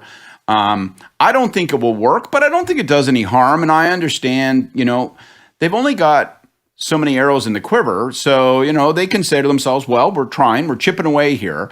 But I don't think it actually puts them in a position where they can say, come the next election, we're the ones that truly represent and champion this issue. I think it's more likely the Liberals will just, they will pull up Pierre Trudeau and they will embrace this issue when and if they think it's to their full maximum benefit, and the NDP will watch the ship sail past them. When Jagmeet Singh was on the show, he made the case, to be honest, I thought his case was more compelling that they'd made the Liberals better than it was that they should replace them. But he was making the case that the CERB would have been less generous without the NDP, that the wage subsidy would have been less generous without the NDP. And now they're making this Pharmacare thing. But nobody knows that about them. Like somebody said on Twitter, like if that's all true, it's the biggest failure of NDP communications possible. What are they trying to set themselves up for the election here for? That the Liberals can't be trusted to do these things, or that you need an NDP factor to make sure the Liberals do these things? Isn't it an argument for minority? Isn't back to the classic 1970s argument of you can't trust these Liberals to do these things that they say they believe in without us there to keep them held to the fire. That's how it feels to me. I mean, that's the only logic of it. I don't think it's a logic that catapults them into, you must have us leading the country or you won't get those things. So I think its logic is limited, and they'll never acknowledge that that's a logic of it because they'll refuse to confess that their ambition is not to secure power. I agree, and there's more rumors coming out of Queen's Park that Jagmeet Singh's people are reaching out and trying to figure out how if the NDP decide to get rid of Horwath, that he will run to be the leader provincially. Whereas I think he's actually more comfortable. You're just troublemaking. Is that real? No, really? Come on. So Martin Redcon's piece didn't come out of nowhere. I don't think not. Is Martin Redcon reflecting that, or is he leading that? I have no idea. I don't think I've ever spoken to him before, but it is something that I have heard before and dismissed. but now it seems like it's become more of a thing. And I think that Singh would be more comfortable. He, how long was he in the legislature for? So I think he would be more comfortable. No one knows the answer to that question. Absolutely nobody knows how long he was in the legislature. So that tells you something about the thesis that, well, he's bound to make a bigger impact provincially than he has federally. Oh, I'm not saying he would. I'm just saying that's kind of the, that's the rumor mill anyways. We are two liberals and Scott, one conservative. It's easy for us to be smug, but what the fuck would you do, right? I mean, we talked a little bit about it when you had him on, but they're not in an easy spot. I don't think this Pharmacare play wins them big credit, but I don't know. I mean, it beats sitting around rolling your own cigarettes and watching The Bachelor on TV. I just think the Green Party screws them. Like, I think they couldn't have allowed that party to form, and they should have been that party. But they probably couldn't because of their industrial base. But it should still be their ambition, I think, to wipe that party off the face of the earth, because there's really limited growth potential for them as long as it exists. I don't think to end it. I don't think they'll be able to. Like Schreiner, I think is a great MPP. I think he's a great leader for I think he's a great leader for the Greens provincially. Yeah, me too. I was going to say, Jenny, Scott, listen to this. You can run, if you're a conservative, you can run a provincial campaign for premier successfully and never have spoken to Martin Redcon. Because Jenny says she doesn't know. That's amazing. Yeah, but I'm not really a media person. I'm not a media person. I ran ground operations for Ford. No, but if you're a liberal, you have to drill yourself so far up the star. That's just part of the that's just part of the job. No kidding. No kidding. Yeah. Not from Martin, but from others. Yeah, exactly. The meet me at Biff's Bistro would be the publisher's edict. Yeah. But it is a sad statement on media. Like, the potency of all of that stuff, it really feels like it's diminished, right? I was dealing with an issues management challenge earlier this week, and we're talking about, what might be written in the Financial Post. And I'm thinking to myself, does it matter what's written in the Financial Post? How much discussion? I mean, for sure it's going to be read by some people, and for sure it's going to trigger some online social media discussion, and people will share and react to it. But then you kind of go, like, how large is the bubble that we care about? Because we're getting down to pretty tiny soap bubbles now, when it comes to that kind of stuff. And it's, it's a hell of a statement on the state of conventional media. Agreed. Right.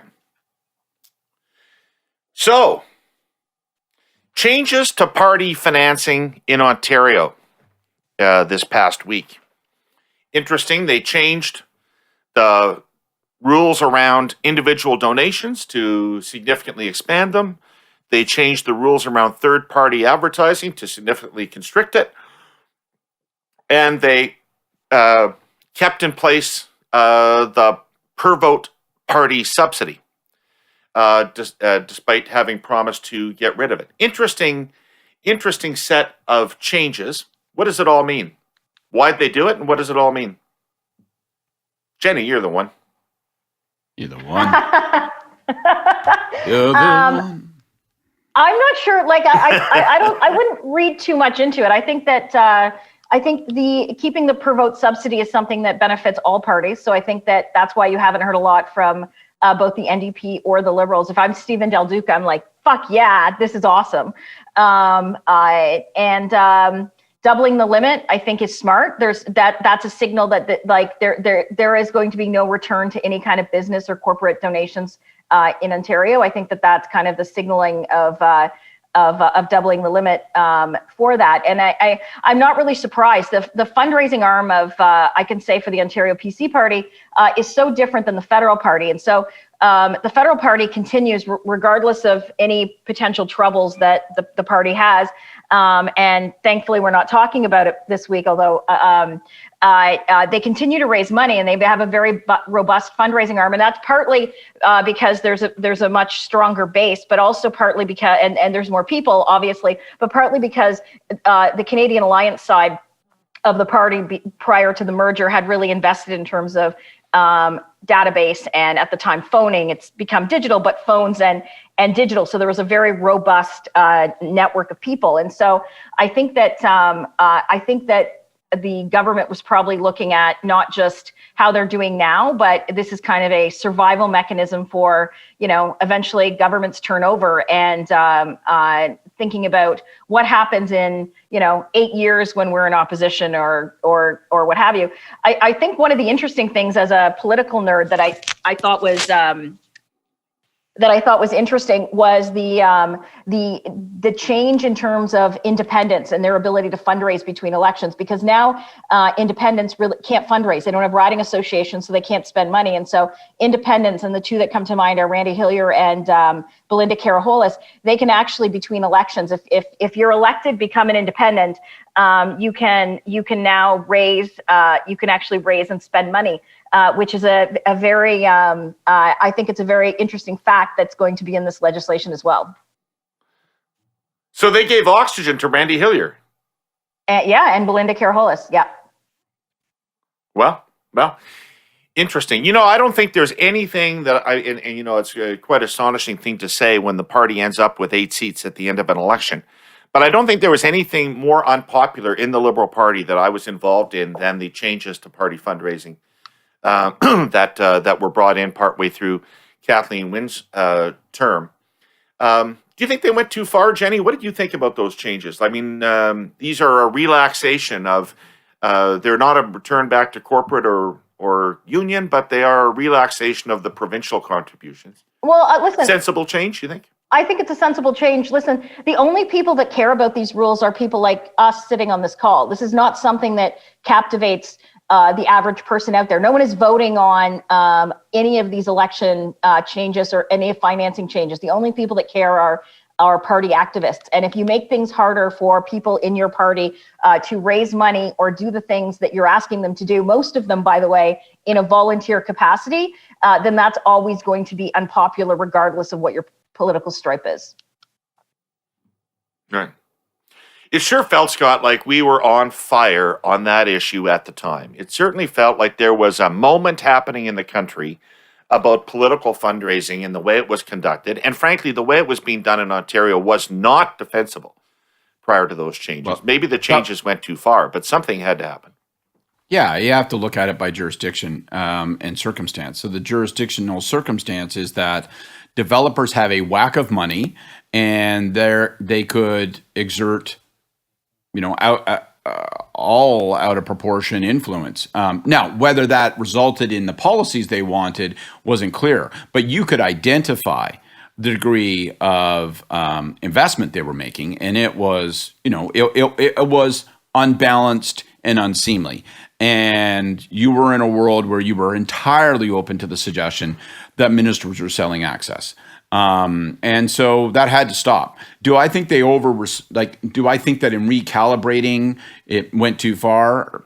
Probably. But I didn't feel that strongly about it. But on balance, I think, and this is not a terribly interesting take, I think I'm comfortable with these changes right across the board. I really, really feel strongly that the public subsidy needs to be maintained, and I'm glad that occurred. I think that benefits the entire political process. I do think there's lots of ongoing debate to have about third parties and how you figure that out, but I'm not enraged by what's occurred. And I think that the personal limits are okay, and I'm not stressed about it. So on balance, I think this is a pretty good regime, and, pretty good regime to follow elsewhere. So let me just push back. If you can afford $3,000 to give to a political party, you're an unusual person in Ontario. You're because most people, that would be inconceivable that they would take $3,000 out of their budget and give it to a political party. So does this not over time shift government policy toward those people who can give $3,000 to a political party as opposed to those people who can't afford to give any money to a political party? But what's the difference then, Dave? I think there's a lot of people in Ontario that couldn't afford $16.50 to a political party. It's true. Yeah. Like that's the one. Yeah, you're right. It's the principle more than the amount. I don't think that it is. I do not think a political party is going to be swayed based on a $3,000 donation from someone. I don't either. No, not one $3,000 donation, but how does your need to accumulate $3,000 donations affect what you do policy-wise? But I don't think it's. But what's the difference between What's the difference between $16.50 and $3,000 then for what political parties are doing now? That argument. I'm not really fighting that. To political parties. Yeah. I think it's harder. Yeah. It's a reasonable question. I think it's harder to draw a straight line between that level of financial contribution and behavioral change on the part of governments, just because behavioral change on the part of governments is going to be driven by macro electoral issues. Like where do I need to be on health? Where do I need to be on, in this circumstance, where do I need to be on vaccine rollout, that kind of stuff. It's going to be driven by those things. It's going to be a lot harder to drive it on the basis of an accumulation of $3,000 contributions from the Fish and Game Club lobby. So I think your concern is a valid one, but I suspect is largely academic. And second, I think you do have to keep an eye on how the system has worked. So one thing you do want to be concerned about is you don't get interests packaging up donations. So you don't get people saying, okay, our business has an interest in this stuff. Here's what we're going to do. 30 of you here are going to contribute the full limit. We're going to find a way to transfer that money to you so you can then contribute it to a political party. We're essentially bundling donations and by up like kindling. That I think you always have to keep an eye on. But again, the incentive to do it doesn't correspond to the potential payoff and doesn't correspond to the potential penalty if you get caught. So I think it's hard to imagine that will occur. But it's worth tracking, and you do hear about stuff like that every now and then. By and large, I grant you that not that many people are in a position to donate $3,000 a year, but I also don't think governments are going to shape their policy around those who do. All right. Okay. Cool. So let's move on to a little bit of a fun note. I saw on Twitter this week a clip from Global News about a guy in one of these quarantine hotels. He'd come up from the States and he got his test at Pearson and he was shuttled off to the Sheraton Hotel. He's a diabetic. And he goes up to his room and quarantines in his room, and they're supposed to be bringing him meals. He waits 24 hours and doesn't have a single thing to eat, and nobody will answer the phone at the front desk. So after 24 hours, he decides he'll break his quarantine just to see what the hell is going on and see if he can get a bite to eat. And he goes downstairs to the lobby. And he filmed it because the entire hotel was in the lobby, and it was a near riot. He thought they were going to kill the hotel manager. And eventually he got back into his room, and they gave him a piece of toast. So what the fuck is going on in these hotels? Like, the government has designated, we heard these horrible stories about women being assaulted.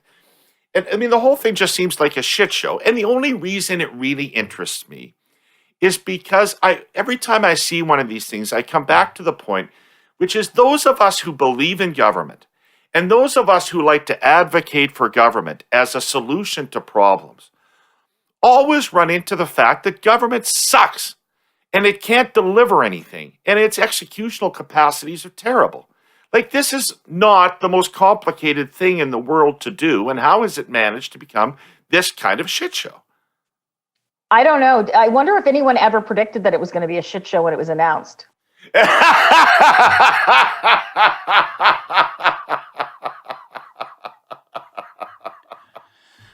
But why is it, Jenny? I mean, like in Toronto, they designate 4 hotels. They can't figure it out how to serve these people, or what? Yeah, no, but this was predictable. This was a back of the napkin executed, designed plan based to take away from, to kind of look over here.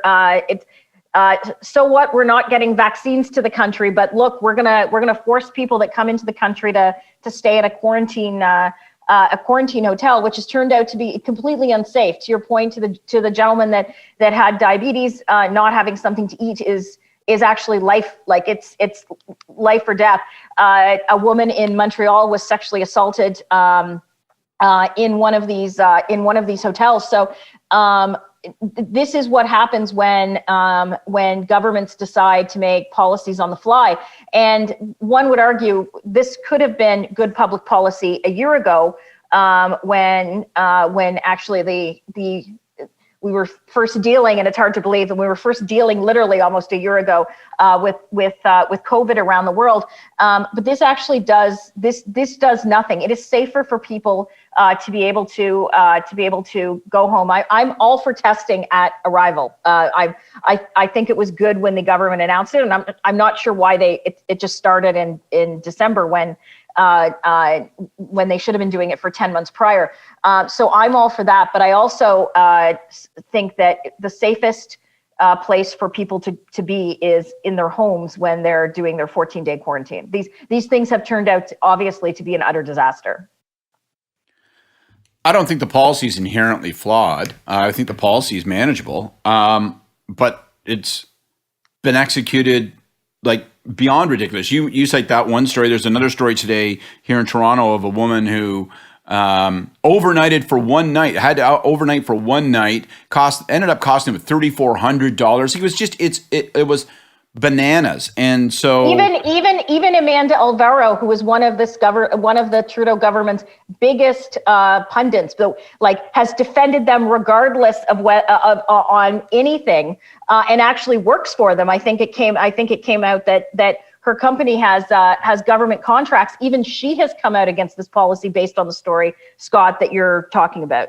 Well, it's just outrageous. And so, I think about people like you, Jenny, right? Like, I'm useless in a government, right? I'm kind of like, I think we should say the words in this order, right? It's like, oh, great, let's have him around. But like, you're the kind of person who can project manage something, right? And it seems to me you're like, if we are going to make this rule, then we need to ask ourselves the 6 obvious questions that flow from that as to what would it take to make this thing work. And for some reason, and so often things get fucked up in government because of where it's deposited. Why would they deposit this policy with the Public Health Agency of Canada? I understand that it flows from a public health decision, but like, pick someone in the government and say, this person's in charge. Here's the wringable neck. They're going to figure out, we're going to set up an online portal so you can do this online, because big fucking shock, it's not 1977.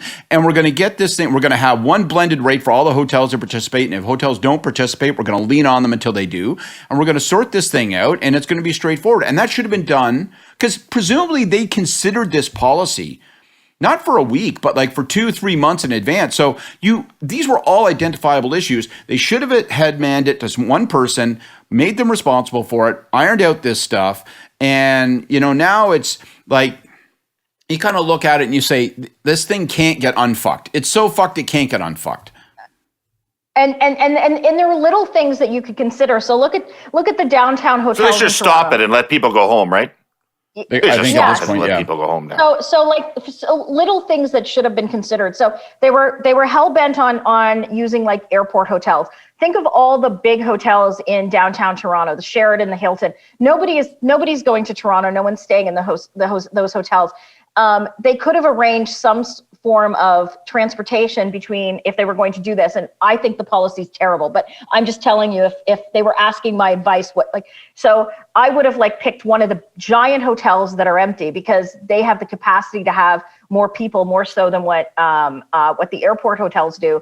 And I would be shuttling them there, because right now, so the Alt and the Sheraton at the airport, you can walk there. But if you're going to the Holiday Inn or one of the other hotels they picked, they're allowing you to get in a taxi or get in a car and and drive to it yourself. So it negates everything that they're intellectually trying to say about the policy. Like, there's a reason why people are now just saying, well, fuck it, I'll take the $800 fine and I'll just drive home because of like what have you. Like, I can't think of, I wouldn't want anyone I know to actually, especially a woman traveling by themselves, to actually go and stay in one of these places at this point, based on what you're hearing. And so if by intellectually what they were trying to achieve is happening, like there's nothing that points to any part of this policy that's actually working.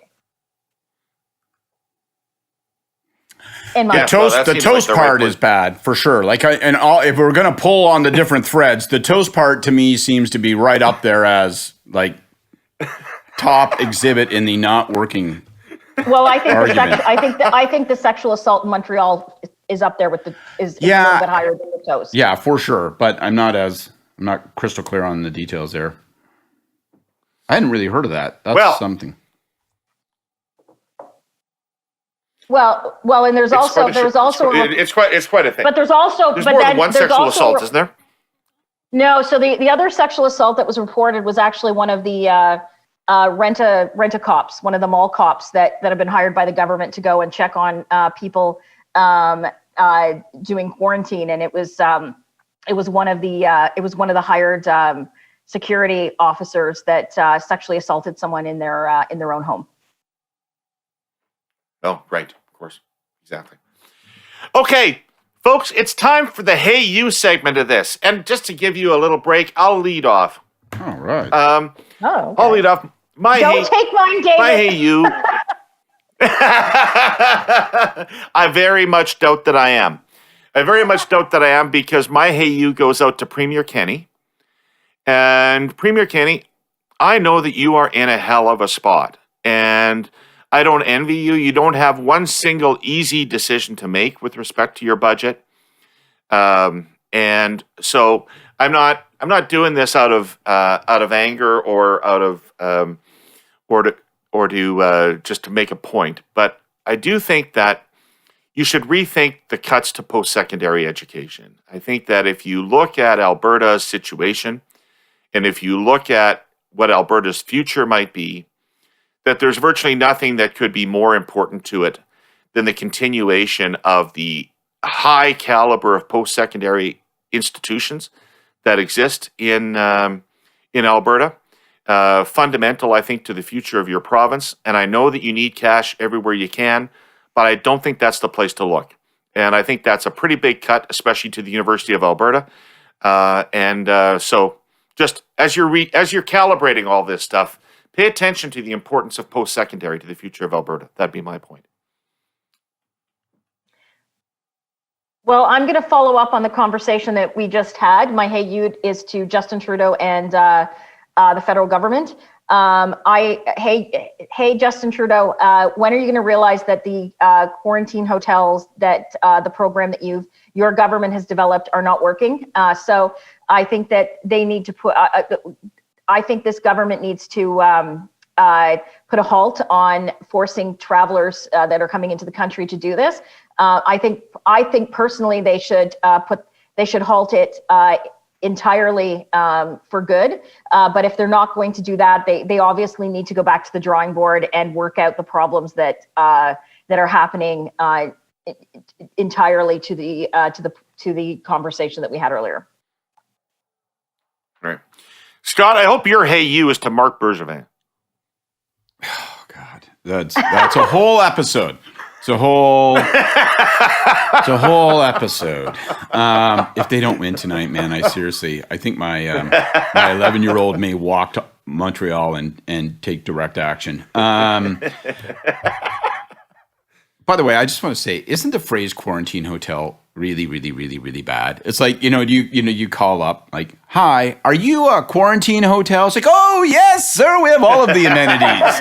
We have a jacuzzi and a pool that's rooftop. And yes, of course, we will lock you in your room without food or water. Yes, we are very proud to be a quarantine hotel. It's right there on our website. My Hey You goes We have purchased a toaster. That's right. and little tiny electric shock treatment should you put a foot into the hallway.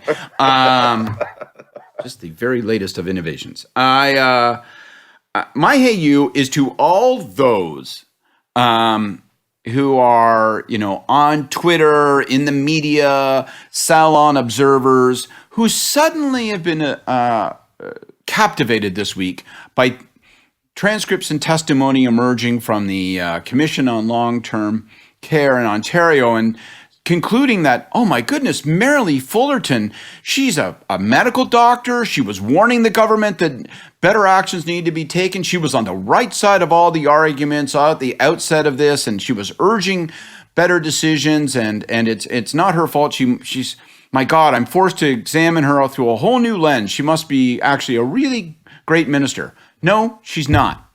No, she's not. Am I more sympathetic toward her because I now know that at least she identified the problems and had the wit to recognize that the policies had gaps and failures that were going to cause real harm? Sure, that makes me feel a little bit better that that's the case. But I am, perhaps if anything, my anger that there wasn't sufficient elaboration, discussion, consideration of those issues is increased now. And we've all worked in the center. We've all been the knobs in the center who've said, sorry, Minister, your issue is now so central to our concerns as government that we're effectively overruling you and taking control of it. And surely that's what happened. But you still have options. You can bang your shoe on the cabinet table. You can scream at the Premier. In the most extreme of circumstances, you can resign. So those are all difficult things to do and difficult choices to make. And hindsight's 20/20. But one thing that I do not believe we should be thinking is, oh wow, now that I know that, I see her completely through a new lens and conclude that she's a wonderful, well-motivated, and capable minister. No, this is a damning set of indictments, not relieving. Yeah, it's going to be interesting to see the full testimony come out of there. Hey, thank you all this week. In 2 weeks, it will be a year since I've been up here and a year since the world shut down. So I don't care that we record this thing at 8:30 in the morning. 2 weeks from now, we're all going to have a drink in our hand while we're doing this show. All right? I'm all for that. Jenny, you in? I know Reed's no problem. Jenny, you in? We're going to have a drink in our hands 2 weeks from now. We're doing this show. Thank you, everybody, for listening. Thank you to Metal Donkersgood for engineering this show. Thank you to Jill Engelman for producing it, the whole Air Quotes Media team, Jenni Scott, and of course, Stephen McNeil for gracing us with his time, and our presenting sponsor, Telus. Thank you all very much. We'll see you in a week.